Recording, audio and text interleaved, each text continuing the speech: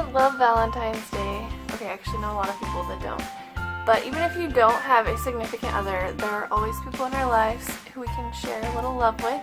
So we're going to be talking about a couple of fun, different things, crafts, and DIY projects that we can do to celebrate Valentine's Day and celebrate the people we love.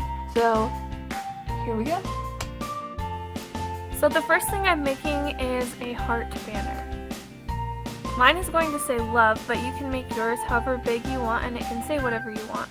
I'm going to cut out 4 hearts though, and I'm using the first heart as a stencil so that the rest of my hearts are similar size and shape. Now I actually made a video of myself writing the letters L, O, V, and E, but I accidentally deleted it.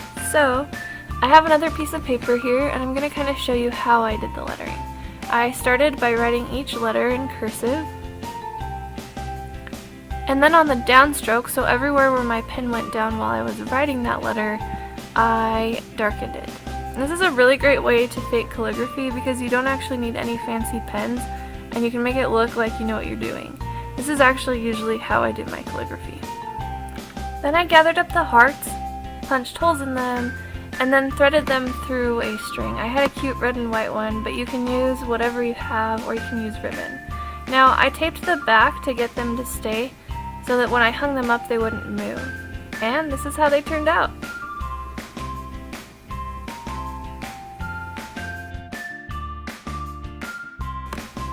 So our next craft is perfect for kids. We're going to be making scented cards. So I need a dryer sheet, a piece of cardstock that I'll fold in half,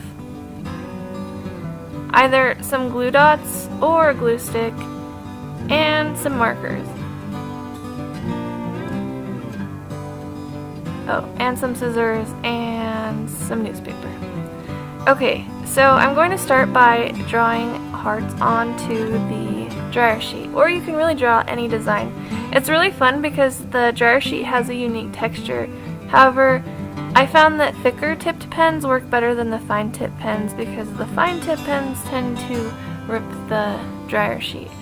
And I am putting a piece of newspaper. I guess you could use just a piece of paper or anything that you don't care about underneath, but the pens will leak through because the dryer sheet isn't solid. You'll see that I'm drawing several different colored hearts. And then I'm going to start cutting them out.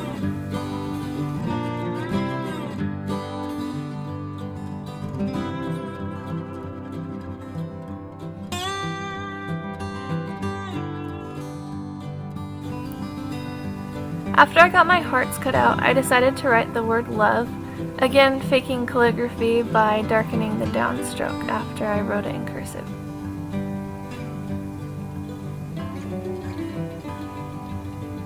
After I cut all that out, I began placing it onto the card, kind of arranging things, figuring out how I wanted it to look. You can play around with this, and of course you can do completely your own design. I decided it looked better to actually cut out the word love rather than having it shaped in a rectangle, so then I began gluing it on.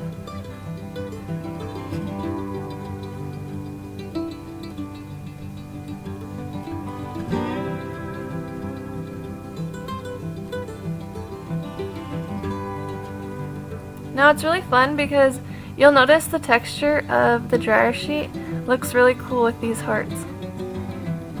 And the colors are fun and it smells so good. I don't think anything says I love you like the smell of freshly cleaned laundry.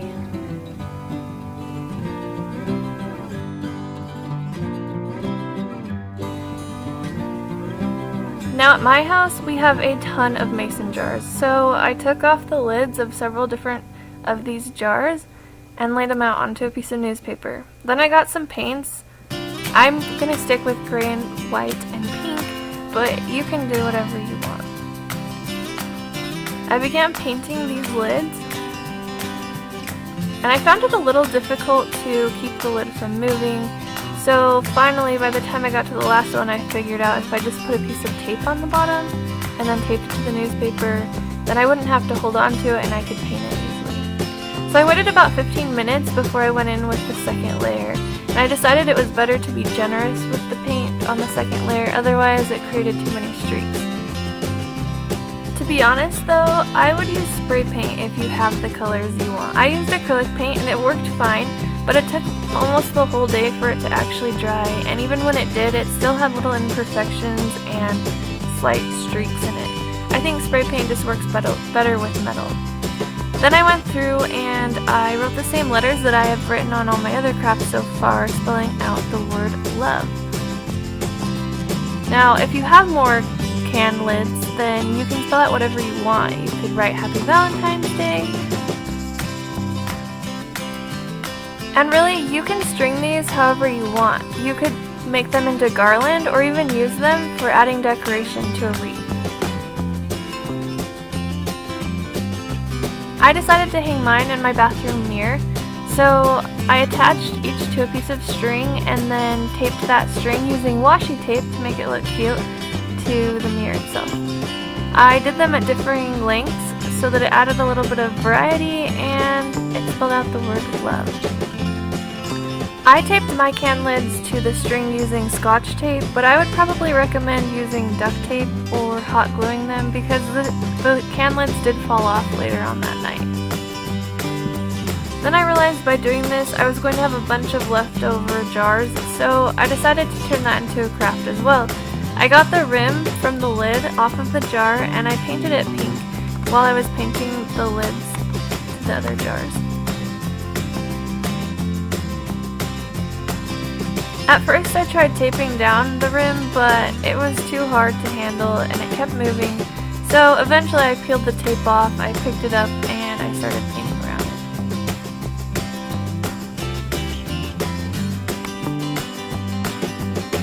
it. Then I set that rim to dry with the other can lids. Next I cut out a white heart from a piece of cardstock, and I wrote the words, "Thanks for being my rock." Both my parents mean the world to me, but I decided to make this particular gift for my mom. I used the same technique to create this card as I talked about earlier, faking calligraphy by darkening the downstroke. If you still don't feel comfortable with that, you could print it out. Next, I got a napkin that I thought was cute, although you could use a piece of fabric or even a piece of paper. And I unfolded it, and now I'm just cutting it to make it smaller and more manageable, and I'll come back to that later. Then I got a bunch of rocks. I had a bunch of leftover ones that I had bought at $1 for another project, so I'm using those, but you could also just find them around the yard. I wrote things that I love about my mom and things I admire about her, and then I started putting them in the jar. Eventually, I'll fill up the jar with things that I love about her. Now I'm adding these pink hearts to it to add a little bit of variety and layering the rocks on top. What I realized though is that that is a lot of rocks. So I'd recommend either using a smaller jar or bigger rocks because I realized it was taking me forever to write on all of them. Next I got a piece of ribbon and I, after punching a hole in the little card that I made, threaded it through the heart.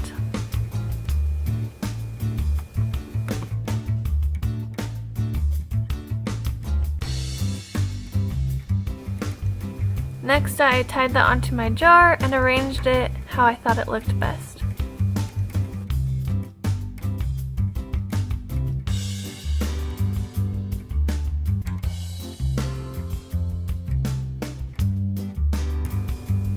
Then I got that square I cut out earlier from the napkin and actually ended up cutting it into a circle instead to shape the jar, and then screwed on the dry rim. And this is how it turned out.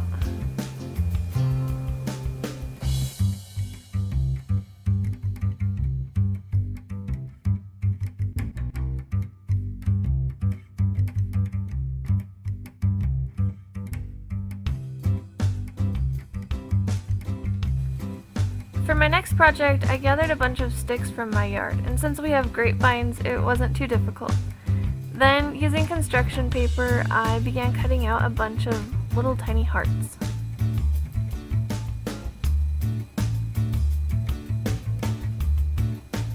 After I had a good number of hearts, I found a vase. Now you could really use anything for a vase. You could use a mason jar or a pickle jar or a lot of other things. In fact, maybe I'll have to make a video on how to create vases. Then I arranged my sticks until I was happy with the way they looked, and I began attaching the hearts using tape. Now honestly, after doing this, I would probably recommend hot gluing the hearts on. The tape was just a little bit difficult to manage, and it would probably look better anyway if it was hot glued. Then I got some beads and I started decorating the branches a little to add some sparkle. This isn't necessary if you don't have beads, but it does add a fun touch. You could even add pearls to make it look a little more elegant. I put it in my front entryway and I'm really happy with how it turned out. I did tie a ribbon around the vase to add some more color, and I wish it wasn't so dark so that you could see the sparkle that the beads added.